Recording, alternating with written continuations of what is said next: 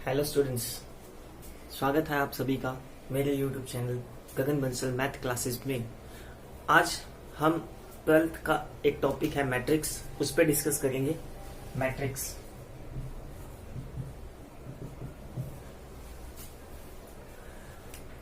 Matrix या matrices एक ही बात है।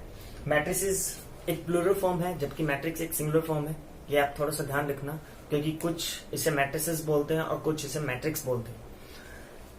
स्टूडेंट, मैट्रिक्स की बात करें तो मैट्रिक्स का यूज क्या है, उसकी डेफिनेशन सबसे पहले आपको ये पता होनी चाहिए। मैट्रिक्स का यूज और उसकी डेफिनेशन मैट्रिक्स होता क्या है, सबसे पहले हमें ये पता होना चाहिए। तो मैट्रिक्स क्या होता है? Arrangement of data.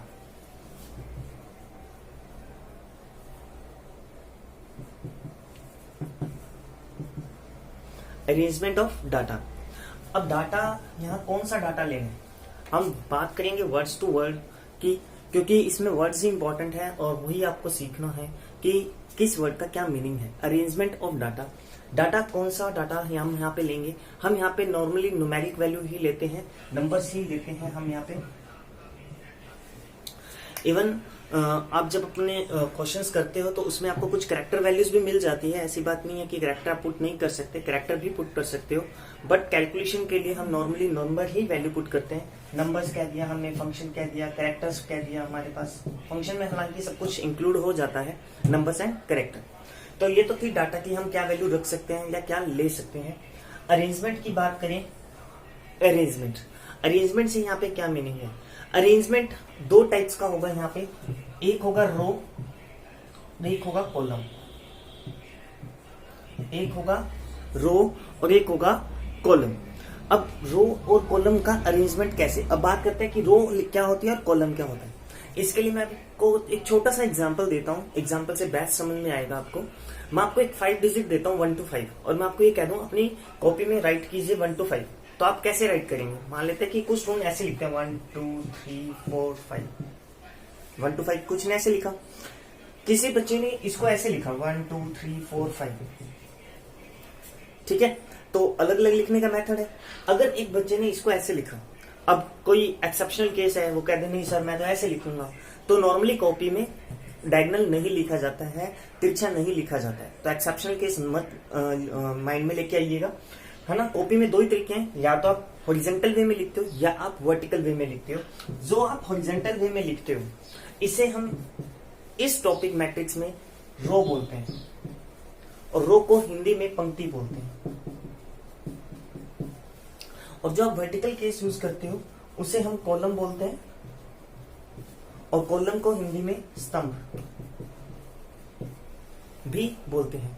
लेकिन नॉर्मली हम पंक्ति और स्तंभ वर्ड का यूज नहीं करते हैं, कॉमनली हम रो और कॉलम का ही यूज करेंगे। तो जो हिंदी मीडियम स्टूडेंट हैं वो ध्यान रखिए, रो मीन्स पंक्ति एंड कॉलम मीन्स स्तंभ। ठीक है, अब रो और कॉलम। अब मैंने कहा था अरेंजमेंट, हम वापस, क्योंकि अभी मैं आपको सिर्फ मैट्रिक्स का मीनिंग समझा रहा हूं, ठीक है, मीनिंग ही इंपॉर्टेंट है। हमने बात की थी अरेंजमेंट की, अरेंजमेंट ऑफ डाटा।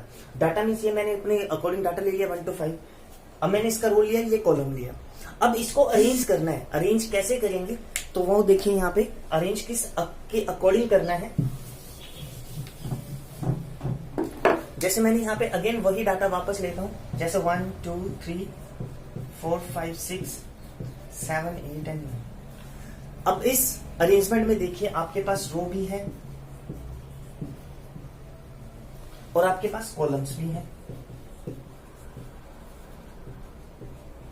आपके पास रो भी है और आपके पास कॉलम्स भी हैं। अब ये क्या कहलाए? इस कंडीशन को मैं क्या कहूंगा? Collection of row and column. इस कंडीशन को क्या कहेंगे? Collection of row and column. जब इस कलेक्शन को या इस अरेंजमेंट को हम इस स्क्वायर ब्रैकेट में, या बड़े ब्रैकेट में, हिंदी में बड़ा ब्रैकेट बोलते हैं, स्क्वायर ब्रैकेट में यूज लिख देते हैं, तो ये क्या कहलाती है? मैट्रिक्स। ये क्या कहलाएगी? हमारी मैट्रिक्स कहलाएगी। Clear student? तो ध्यान रखना, रो और कॉलम्स की अरेंजमेंट ही मैट्रिक्स कहलाती है। और अरेंजमेंट भी कौन सी? अब कई बुक्स में इसकी जो डेफिनेशन है उसमें एक वर्ड यूज किया जाता है, टेबुलर फॉर्म। ठीक है, टेबुलर फॉर्म। ठीक है, तो टेबल के अकॉर्डिंग भी रिप्रेजेंट करना। अब देखो, आप देखोगे तो एक इसकी फॉर्म क्या है, एक टेबुलर फॉर्म ही है, तो टेबुलर फॉर्म भी कह सकते हैं। मैं ये कह सकता हूं कि arrangement of data in tabular form is called matrix. Clear, ये तो ध्यान रखना थोड़ा सा। तो ये मैट्रिक्स है।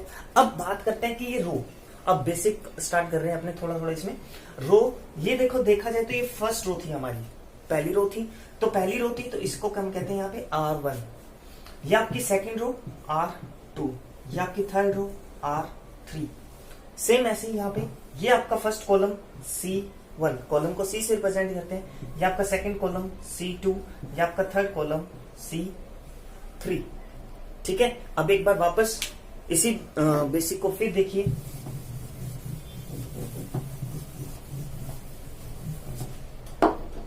हाँ जी, ध्यान दीजिएगा, हमने आपको कहा कि जो फर्स्ट रो होती है उससे हम कहते हैं R1, सेकंड रो को R2, third row R3, first column C1, second column C2, third column C3। अभी जो मैंने एक सिंपल सी मैट्रिक्स लिखी थी 1 2 3, ठीक है, जो भी मैट्रिक्स थी हमारे पास यहाँ पे, उसमें ये जो वैल्यू है, ये वैल्यू जो हम डाटा एंटर कर रहे हैं, वो डाटा यहाँ पे क्या कहलाता है, एलिमेंट कहलाता है। क्या कहलाता है, एलिमेंट्स कहलाता है। अभी इस एलिमेंट को रिप्रेजेंट करते हैं किससे, स्मॉल ए से। स्मॉल ए से एलिमेंट को किससे प्रेजेंट करते हैं, स्मॉल ए से। अब यहाँ पे स्मॉल ए आएगा क्योंकि एक एलिमेंट आएगा, एक डाटा आएगा हमारा, एंटर करेंगे हम। अब एलिमेंट, ये वैल्यू कौन सी रो, कौन से कॉलम में है, देखिए ध्यान से, ये फर्स्ट रो में है, फर्स्ट कॉलम में है, तो हम यहाँ पे लिखते हैं 1 1, फर्स्ट रो फर्स्ट कॉलम। लिखने का भी एक तरीका है स्टूडेंट, पहले R लिखेंगे फिर C लिखेंगे, R C, रो कॉलम। ध्यान रखना, R C, रो कॉलम, पहले रो फिर कॉलम। हाँ जी, अब यहां पे देखिए, first row A1, second column है तो A2, A1 2, first row A1 and third column है 3, तो A1 3। सेम यहाँ पे, अब ये सेकंड रो आ गया, तो ये तो फिक्स हो गया कि 2 आएगा, ये तो फिक्स हो गया 2 आएगा। क्यों, क्योंकि पहले रो आएगी हमारे पास। फिर कॉलम 1, फर्स्ट कॉलम है इसलिए 1, सेकंड कॉलम है इसलिए 2, थर्ड कॉलम है इसलिए 3। ठीक है, सिमिलरली 3 1, 3 2, 3 3, ये आपके पास। ठीक है, तो ये हमारी कंप्लीट एक मैट्रिक्स बन जाती है। ये मैट्रिक्स की एक छोटी सी फॉर्म है हमारे पास, 1 1 1 2 1 3, 2 1 2 2 2 3, 3 1 3 2 3 3। आपके पास R1, ये first row, second row, third row, first column, second column and third column, ये कहलाएंगे हमारे पास। ये सारे के सारे क्या कहलाएंगे, एलिमेंट्स कहलाते हैं, एलिमेंट्स कहलाते हैं। अब आप ध्यान से देखिए, क्या यहाँ पे कितने एलिमेंट्स हैं, 1 2 3 4 5 6 7 8 9, टोटल 9 एलिमेंट है। इन 9 एलिमेंट्स को हम कैसे, यहाँ पे मैं बात करूं तो टोटल कितने एलिमेंट है, 9 एलिमेंट है। यहाँ पे ध्यान रखना, इस मैट्रिक्स के इस कॉर्नर पे, राइट कॉर्नर पे, तो हम क्या लिखते हैं यहाँ पे, मैंने आपको यहाँ पे पहले ही बताया, R और C, पहले रो फिर कॉलम। तो यहाँ पे रो कितनी है, 3, कॉलम कितने हैं, 3, तो 3 इंटू 3, ध्यान रखना 3 इंटू 3, गुना का साइन आएगा बीच में, 3 इंटू 3 लिखते हैं। ये 3 इंटू 3 इसकी क्या कहलाती है, क्रम या कोटि। हिंदी में क्रम या कोटि कहते हैं और इंग्लिश में से ऑर्डर कहते हैं, ऑर्डर। 3 इंटू 3 को हम क्या कहते हैं, ऑर्डर कहते हैं। अब बात करें इसके टोटल नंबर ऑफ एलिमेंट्स के, कितने आएंगे, 3 इंटू 3 क्या होगा, 9 आएंगे। तो यहाँ पे देखिए टोटल क्या है, 9 है। ये 3 इंटू 3 इसका ऑर्डर हो जाएगा। ठीक है स्टूडेंट्स, ये तो था हमारा बेसिक पार्ट। एक बार फिर बता देते हैं, ये आपके first row, second row, third row, first column sorry second row, second column and third column. कोई भी एलिमेंट जहां उसका जो एड्रेस होगा, इसे हम नॉर्मली एड्रेस रिकॉल कर सकते हैं, हालांकि कंप्यूटर लैंग्वेज में यूज करते हैं एड्रेस, सेल एड्रेस जिसे हम बोलते हैं, कंप्यूटर लैंग्वेज का वर्ड है। हाँ जी, ये आपके पास, जैसे मैं ये कह दूं कि ये एलिमेंट क्या है हमारे पास, A33, 33 का मतलब क्या है, थर्ड रो थर्ड कॉलम। अब इन सभी एलिमेंट की एक बेसिक नोटेशन है, वो बेसिक नोटेशन क्या है, AIJ। ध्यान दीजिएगा, एक बेसिक नोटेशन क्या है, AIJ। यहाँ पे आई की वैल्यू, अगर मैं इस एलिमेंट की बात करूं तो आई की वैल्यू 2 है, J की वैल्यू 2 है। अगर मैं इस एलिमेंट की बात करूं, आई की वैल्यू 3 है, J की वैल्यू 1 है। समझ में आ रही है? तो AIJ, या मैं इनडायरेक्टली ये भी कह सकता हूं हमेशा किसको रिप्रेजेंट करता है? रो को रिप्रेजेंट करता है, आर को रिप्रेजेंट करता है, पंक्ति को रिप्रेजेंट करता है। जे किसको रिप्रेजेंट करेगा? कॉलम को रिप्रेजेंट करेगा, सी को रिप्रेजेंट करेगा। पूरी मैट्रिक्स, इवन मैट्रिक्स के बाद जो टॉपिक आता है डिटर्मिनेंट, उसमें भी हमेशा ध्यान रखना पहले आर आएगा फिर सी आएगा। तो रो एंड कॉलम, ए आई जे इसकी कंप्लीट मैट्रिक्स में सभी एलिमेंट्स की नोटेशन हो जाएगी ए आई जे, लिखने का तरीका है। ठीक है, अब मान लो मैंने आपको ये कह दिया कि A21 की वैल्यू 5 है, A21 की वैल्यू 5 है, पुट कीजिए। अब मैं बात कर रहा हूं इस बेसिक का यूज कैसे करते हैं। A21 की वैल्यू 5 है, इसमें पुट कीजिए। तो आप क्या करोगे? 21 का मतलब second row first column, second row मतलब फर्स्ट रो सेकेंड रो, ये सेकेंड रो आ गया। फर्स्ट कॉलम मीन्स ये फर्स्ट कॉलम, तो यहाँ पे वैल्यू A21 की जगह क्या आ जाएगा? 5 आ जाएगा। मैं यहाँ पे क्या पुट कर दूंगा? 5 पुट कर दूंगा। इस बेसिक से एक छोटा सा एग्जांपल लेते हैं, देखिए कैसे।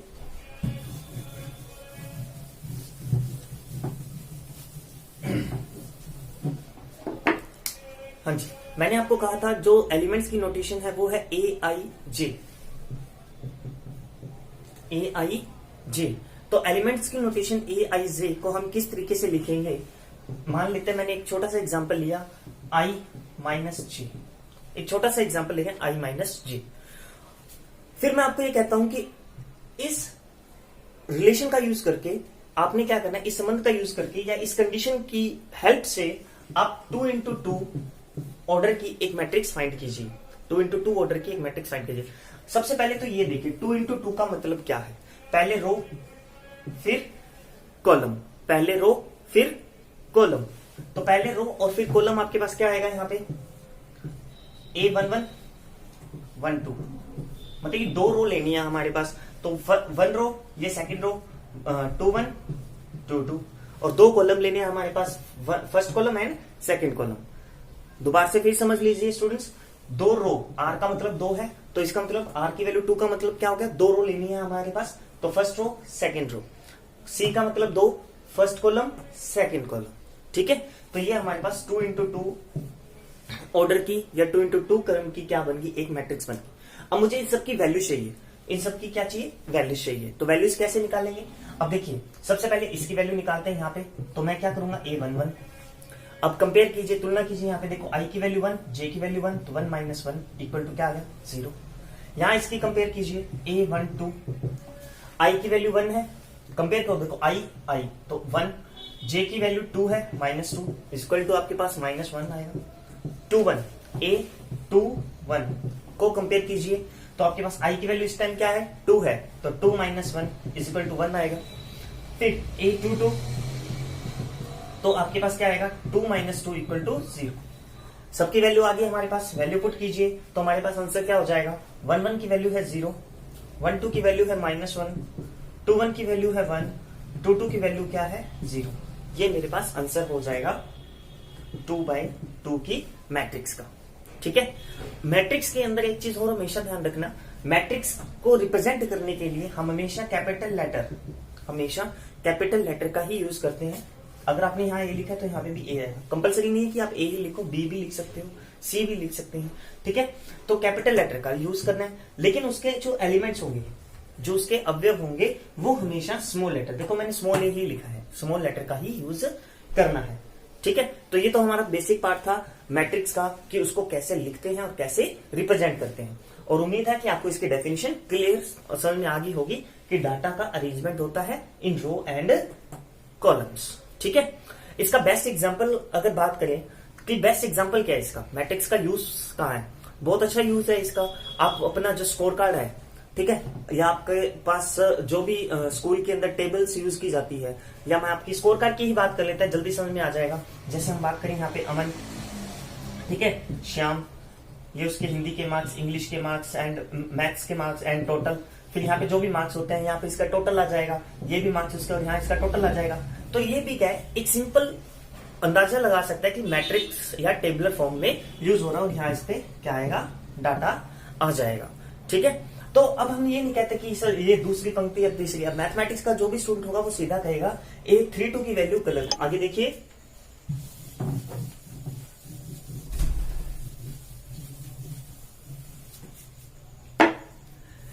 नेक्स्ट इसमें कुछ टाइप्स आते हैं स्टूडेंट।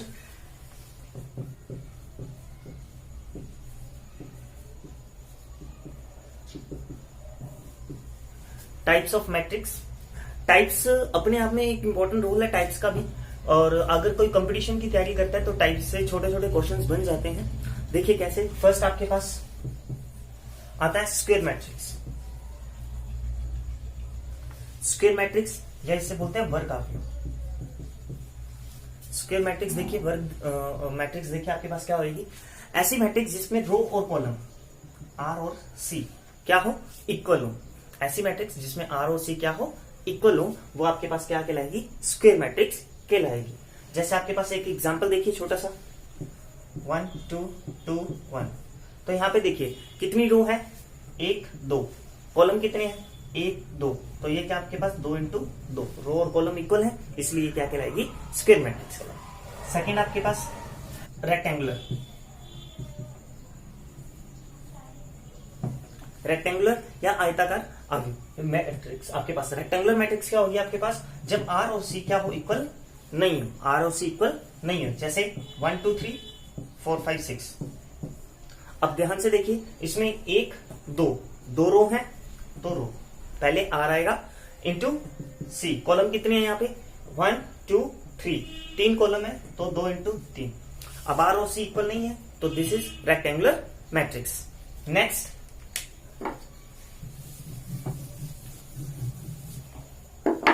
नेक्स्ट है आपके पास डायगोनल। थर्ड आपके पास है डायगोनल मैट्रिक्स। डायगोनल को हिंदी में बोलते हैं विकर्ण। तो डायगोनल मैट्रिक्स आपके पास क्या होगी, देखिए विकर्ण मैट्रिक्स या डायगोनल मैट्रिक्स के लिए ध्यान रखिएगा, आपके पास जो भी मैट्रिक्स होती है, ठीक है, हम उसमें एक बार लिख देते हैं, चलो 1 0 0 2 0 0 0 0 3। एक चीज स्टूडेंट ध्यान रखिएगा, ये जो डायगोनल है, ये जो विकर्ण है मैट्रिक्स का, इसे हम बोलते हैं मेन डायगोनल या मुख्य विकर्ण भी बोलते हैं। तो ये मेन डायगोनल के एलिमेंट्स को, के अवयवों को छोड़कर बाकी सभी एलिमेंट्स क्या होंगे, 0 होंगे। तो ये आपके पास क्या कहलाएगी, डायगोनल कहलाएगी। ये इसका मेन डायगोनल है, और हमेशा हर मैट्रिक्स में मेन डायगोनल के रूप में इसी को यूज करते हैं, ये वाला डायगोनल यूज नहीं करते हैं। हाँ जी। नेक्स्ट फोर्थ, अब डायगोनल से ही रिलेटेड आगे फिर आ जाता है स्केलर।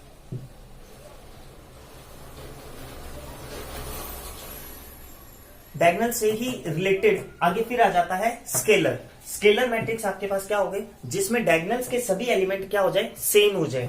डायगोनल के सभी एलिमेंट सेम हो जाए, जैसे 5 5 5 0 0 0 0 0 एंड 0। तो डायगोनल के सभी एलिमेंट सेम है, 5 5 5 5। तो ये क्या कहलाएगी, स्केलर मैट्रिक्स कहलाएगी। और स्केलर को हिंदी में बोलते हैं अदिश। ये आपके पास विकर्ण। हाँ जी। फिफ्थ, और ये है important, fifth matrix, important matrix, इसका यूज सबसे ज्यादा किया जाता है आइडेंटिटी, या इसको यूनिट मैट्रिक्स भी बोलते हैं। आइडेंटिटी या यूनिट मैट्रिक्स भी बोलते हैं, और हिंदी में इकाई या तत्समक, ठीक है। हाँ जी, आइडेंटिटी या यूनिट एक यही मैट्रिक्स जिसकी नोटेशन आपको गिवन है, नोटेशन है इसकी आई, और ये भी डायगोनल का ही एक फॉर्म है। क्या है कि जब डायगोनल के सभी एलिमेंट्स अगर सेम हो तो स्केलर, सेम तो हो लेकिन उसमें भी कंडीशन दे दी कि अगर 1 हो तो वो आपके पास क्या कहलाएगा, आइडेंटिटी मैट्रिक्स कहलाएगा। और आइडेंटिटी की जो नोटेशन है वो हमारे पास आई है। डायगोनल के सभी एलिमेंट क्या होंगे, 1 1 1। अब आप ध्यान से देखोगे, मैंने जो भी मैट्रिक्स ली थी यहाँ पे, चाहे वो डायगोनल हो, स्केलर हो, आइडेंटिटी हो, मैंने 3x3 की मैट्रिक्स ली है, 3x3, ठीक है। तो ये तीनों की तीनों ही स्क्वायर मैट्रिक्स भी है। अब क्वेश्चन आ जाता है छोटा सा आपके पास कि scalar matrix is a square matrix, कि स्केलर अदिश एक वर्ग है या नहीं है, तो बिल्कुल है, क्योंकि ये जो स्क्वायर की प्रॉपर्टी रो और कॉलम इक्वल है उसको सेटिस्फाई करता है, तो इसलिए ये आपके पास स्क्वायर मैट्रिक्स भी कहलाएंगी। कोई भी आइडेंटिटी मैट्रिक्स है वो स्केलर मैट्रिक्स भी कहलाती है, और कोई स्केलर मैट्रिक्स है वो डायगोनल मैट्रिक्स भी कहलाती है। मींस उसी के पार्ट्स बनते जाते हैं। एक स्पेशल नोटेशन इनको अलग से या स्पेशल नेम इनको अलग से गिवन है।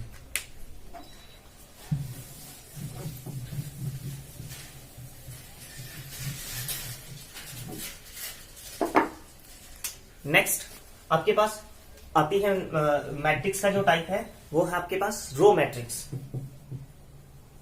रो मैट्रिक्स, किसी भी मैट्रिक्स में अगर सिर्फ एक रो हो, रो नंबर ऑफ रो क्या हो, सिर्फ एक हो, 1 हो, तो आपके पास जैसे 1 2 3।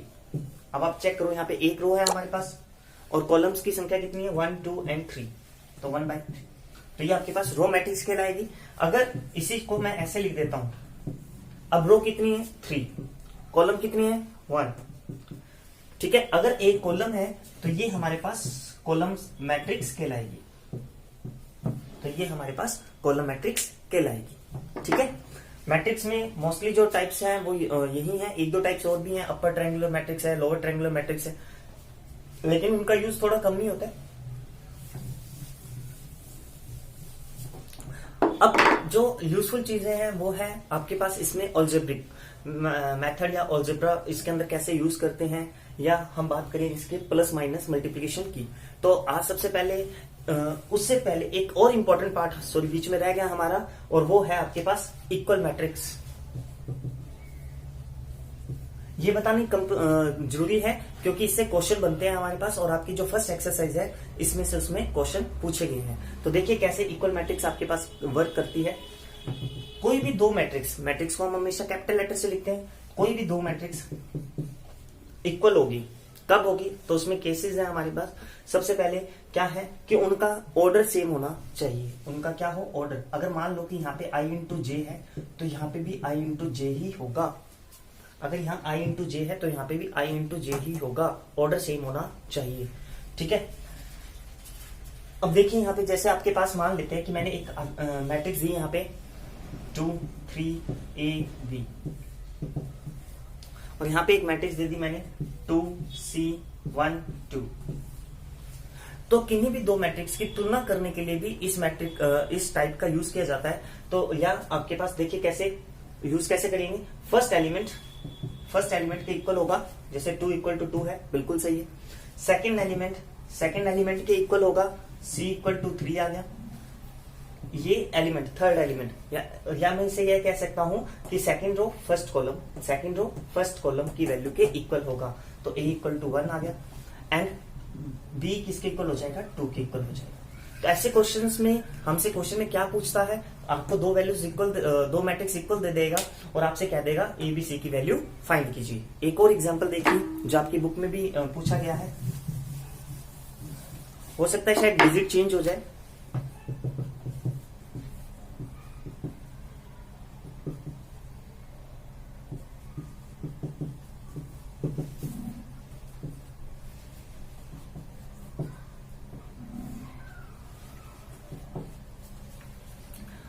और यहाँ पर आपका क्वेश्चन क्या बनेगा, x और y की वैल्यू फाइंड कीजिए। अब देखिए यहाँ पर आपके पास फर्स्ट वैल्यू के इक्वल हो जाएगी x minus y equal to 6, 5 के इक्वल होगा, 1 के इक्वल हो जाएगा, और x प्लस वाई 10 के इक्वल हो जाएगा। x प्लस वाई किसके इक्वल हो जाएगा, 10 के इक्वल हो जाएगा। तो यहाँ से अब आप ये दो इक्वेशन बन गई हमारे पास x y में, इन दोनों को सोल्व कीजिए और x y की वैल्यू फाइंड कर लीजिए। तो इन दोनों को जब आप सोल्व करोगे तो आपके पास आ जाएगा 2x 16, तो x की वैल्यू 8 आ जाएगी और यहाँ से y की वैल्यू 2 आ जाएगी, ऐसे, ठीक है।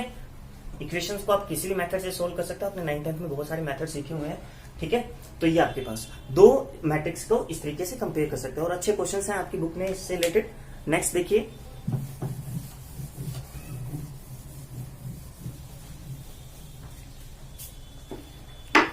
ओके स्टूडेंट्स, उम्मीद है आपको आज का वीडियो समझ में आया होगा। और इससे नेक्स्ट टॉपिक जो इसमें सम है, मल्टीप्लिकेशन है, सब्ट्रैक्शन है, प्लस माइनस मल्टीप्लाई, जो भी इससे रिलेटेड टॉपिक्स होंगे वो हम नेक्स्ट वीडियो में डिस्कस करेंगे। और अगर आपको ये वीडियो पसंद आया है तो लाइक कीजिए, सब्सक्राइब कीजिए और अपने फ्रेंड्स के साथ शेयर कीजिए। Thank you.